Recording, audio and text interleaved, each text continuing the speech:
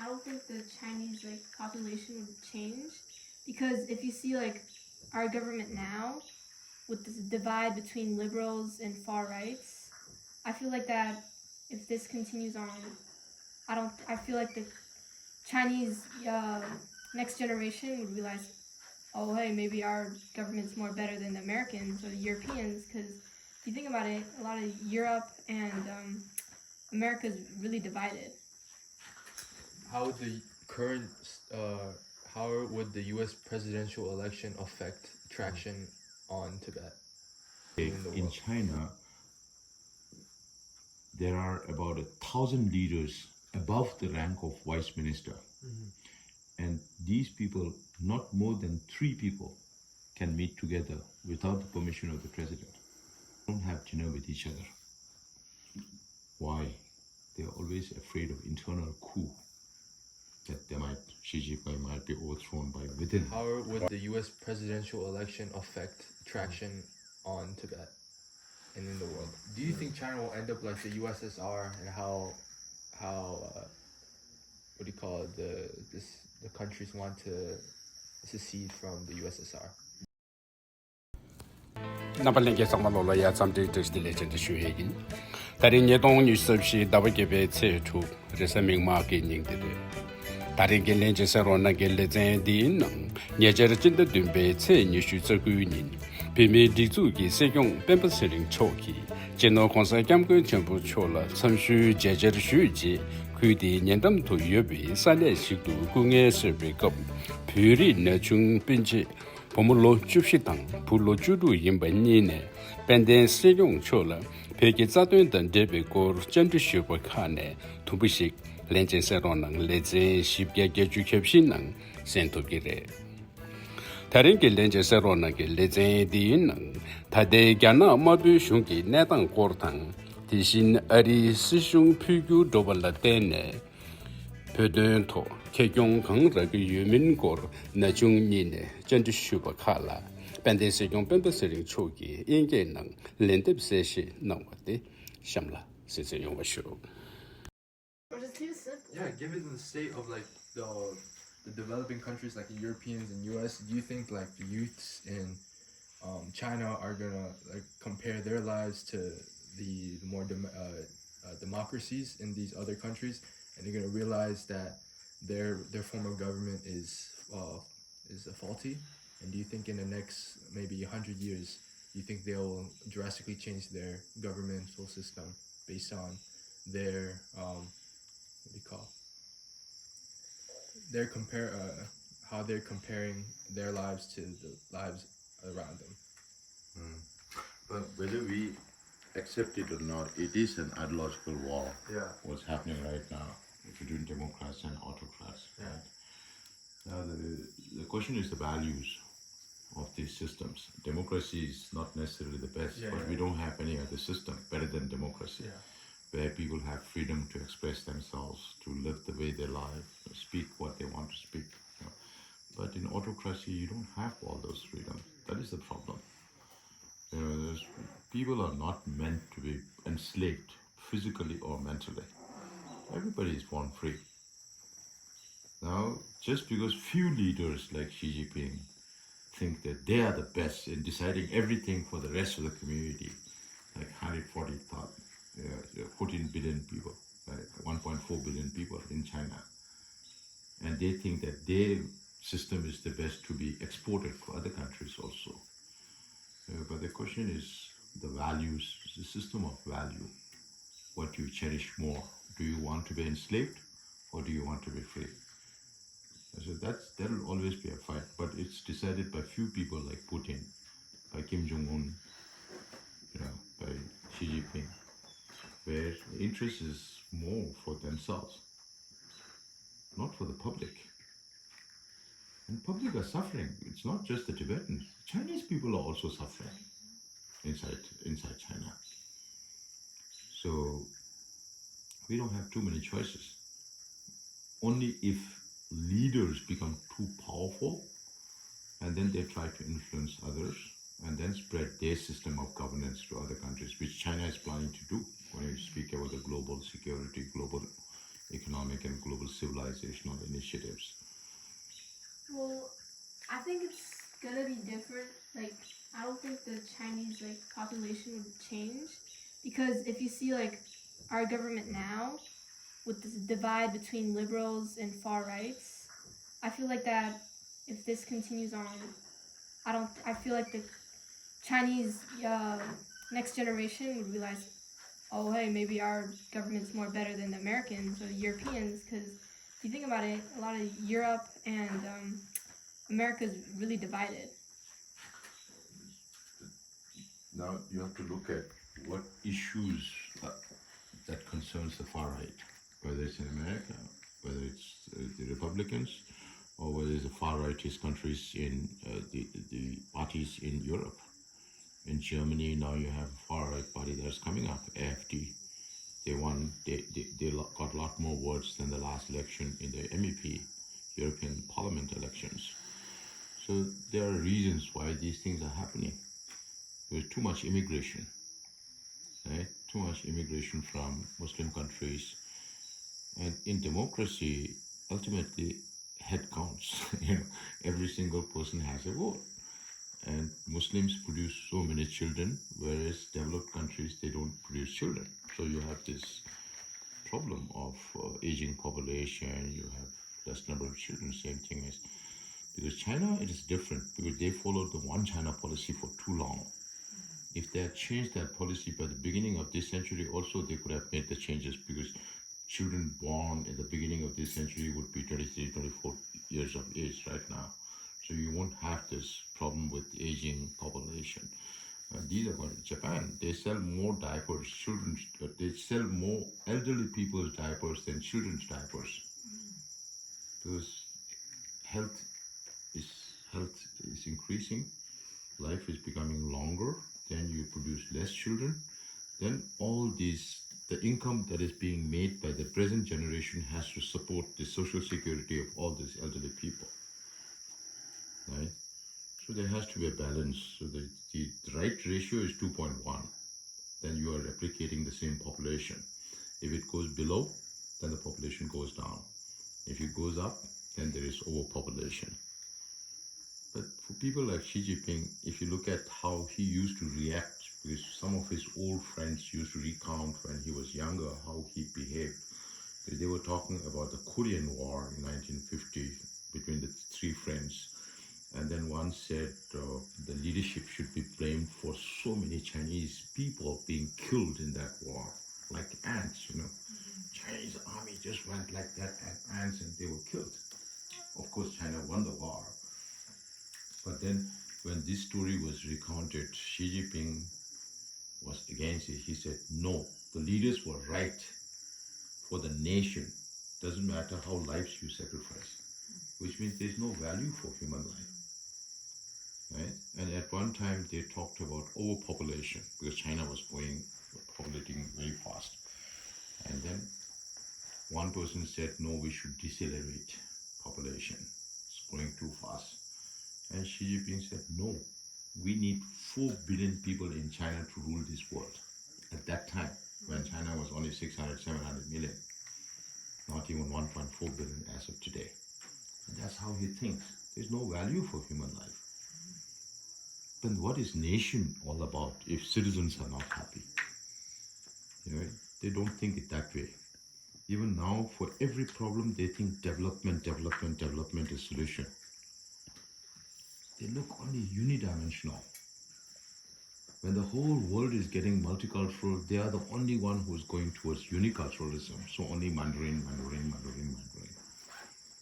At the expense of identity of all other nationalities, including Tibetans. Very unfortunate. Because the more diversity you have, that much richness is there in the culture.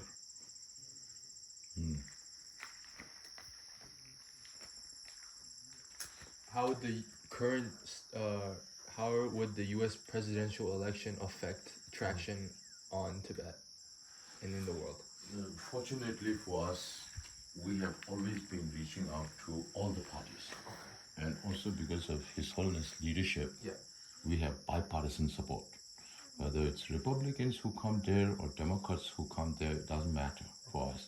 Right now, when we look at specific legislation, also sometimes we believe that we have a lot of support from Democrats, but sometimes we face pushback from Democrats. Yeah, and Republicans, this time also for the Resolve Tibet Act, we got 392 votes out of 431 people who voted at that time. It was super majority. We just needed 2/3 majority, right? The people who oppose the bill and people who abstained in the bill were also co-sponsors of the bill, which means they were saying this is not, we have to make it stronger. This is too light, what was passed. Yeah, so those views are also there. So if Trump comes in, also Republican support is there. Just this Friday, the chairman of the Foreign Affairs Committee, Michael McCall, we were having dinner, and we had to stay up till 11 o'clock at night to sit with him and discuss. Yeah, he's a Republican. Then on the other hand, you have Nancy Pelosi, who's a Democrat. So in India also, when we reach out, we call it the All-Party Indian Parliamentary Forum for Tibet. In Canada also, it's All-Party Parliamentary Friends of Tibet. So we always reach out to all political parties. That is why even in the United States or Canada, I tell the Tibetan communities, the community as a whole cannot take decision on elections. Because voting is an individual right, not a collective right of an organization. An organization cannot dictate a person to vote for a particular candidate or a particular, it's your choice. If a community does that, they are trampling your right to decide your choice.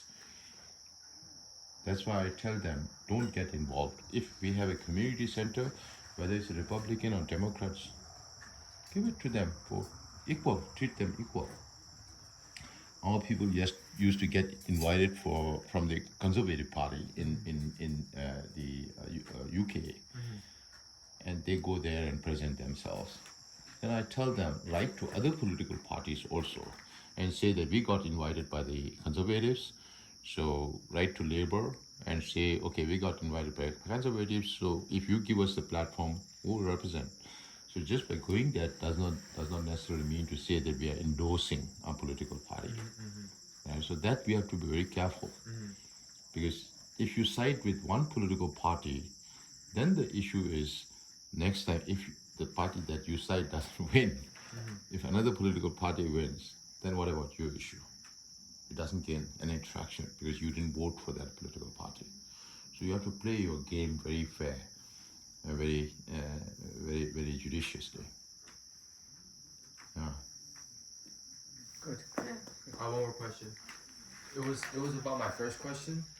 Do you think China will end up like the USSR, and how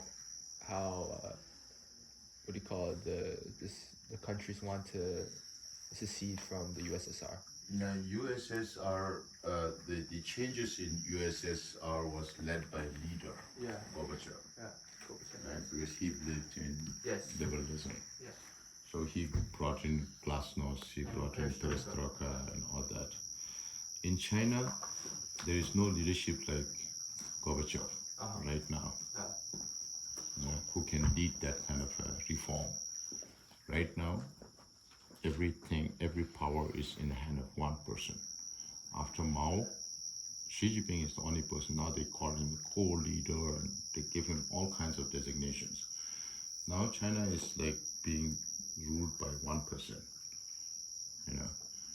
So China has learned a lot from the USSR experience, and they try to make sure that it doesn't happen to them because they follow similar systems, right?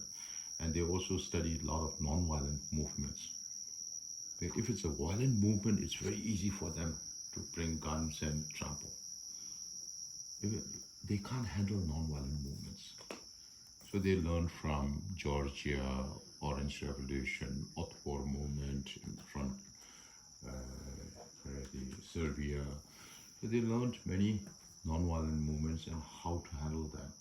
So they think they are preparing for the worst, not to make things happen like how it happened in other countries, right? But you never know how this is going to shape up. Because right now there's a lot of discontent. among the public, particularly after COVID, because people's income has gone down.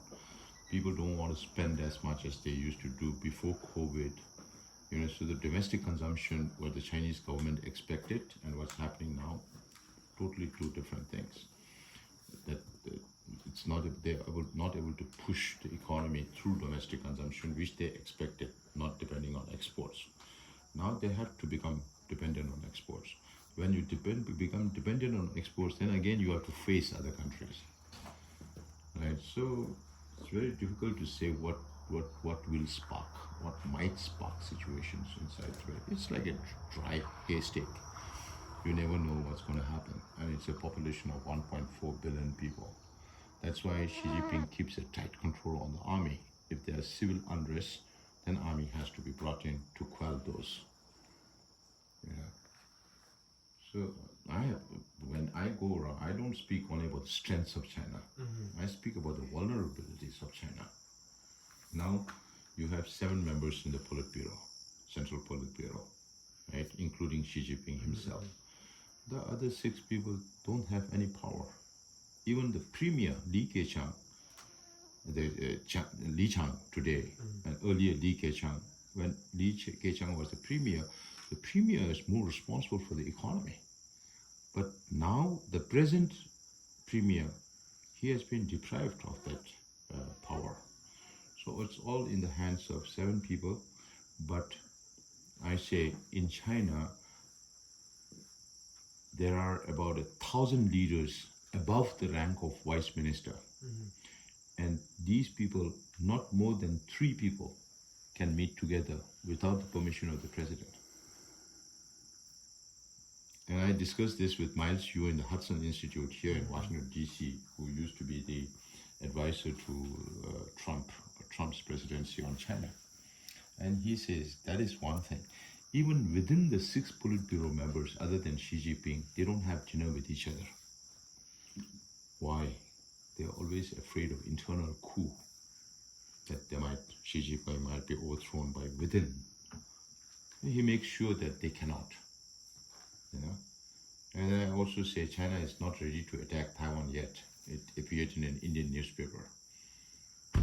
I say it because Xi Jinping keeps posting all the generals from one place to another within a short period of time. So there is no time for the generals to build better relations with the cadres. And the top general and the second in command don't trust each other. Then under the communist system, you have parallel communist government and the people's congresses. And whenever it comes to decision making, it's the Communist Party who decides. So you have the political commissars who also oversees the generals. Now to fight a war, you have to have synchrony between the army, navy, air force, between the generals and the cadres. If there's no synchrony, how can you wage a war? That's why I said China is not ready to attack Taiwan yet. But it's good for Xi Jinping to control the army. If there is no unity in the army, then he can play that game. That's also one of China's vulnerabilities, to make sure that there's no military coup against the government. Yeah. Then the third thing is, China is the only country that spends more money on internal security than external security. Why? That itself manifests a deep distrust between the rulers and the ruled. If the rulers trust the ruled, why do they need to spend so much money for surveillance and all those, technology to control people? These are serious vulnerabilities. And you never know what's going to happen when. So that's why one of our jobs is to look at different scenarios as to what could happen to China in South China Sea, or within China, implosion, or war with India or Japan or Taiwan, invasion of Taiwan. So we have to look at different scenarios, and what under every particular different scenario, what are the opportunities and what are the challenges. And when that time comes, then we should be able to grab it. If we are not prepared, even if there is opportunity, you can't do anything. So You have to prepare yourself ahead of time, 5 years, 10 years, 15 years down the line, and start thinking now.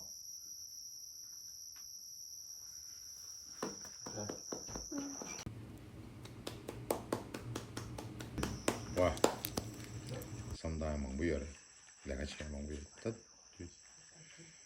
이게 군이 시에 그 용은 죽때 시에 줘도 시에 더 배가 시에 세해야만. What is your message to the youth? Be aware, understand things, and prepare yourself. Okay. Thank you very much. Well, now we shall move down there. Fire. Okay. Please. Yeah. Good, good. To an audience of, I don't know, 2,000, 3,000 Tibetans, 5 hours, pin drop silence. Security people who were there was like, this guy spoke for 5 hours and nobody is complaining.